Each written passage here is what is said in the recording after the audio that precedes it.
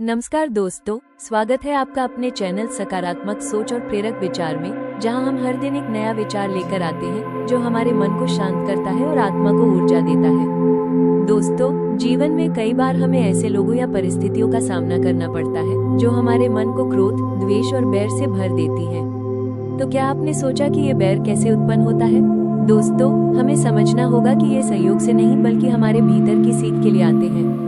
जब मन में क्रोध उत्पन्न होता है तो वो किसी स्थिति के माध्यम से हमें दिखाती है कि अब भी मेरे भीतर कुछ ऐसा है जो बदलने की जरूरत है। परिस्थितियां परीक्षा नहीं, चेतना की प्रगति का अवसर है।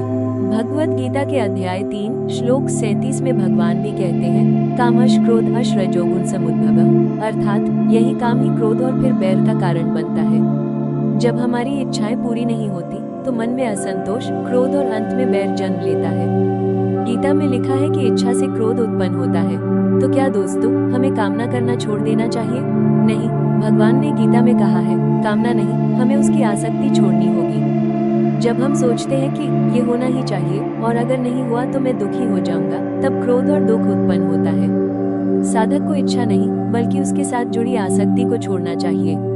जैसे ज्ञान की इच्छा, भलाई करने की इच्छा, आत्मोन्नति की इच्छा। ये इच्छाएं आत्मा को ऊंचा उठाती है और हमें भीतर से शांति देती है। इच्छा को हमें सात्विक बनाना होगा। जब इच्छा आत्मा की सेवा में लगती है तो वही इच्छा साधना बन जाती है और हमारे जीवन में शांति और संतुलन लाती है। किसी को नीचा दिखाने की, अधिक संग्रह करने की या सिर्फ लाभ की इच्छाएं मन को बांध देती हैं और अंततः क्रोध और बैर को ही बढ़ाती है।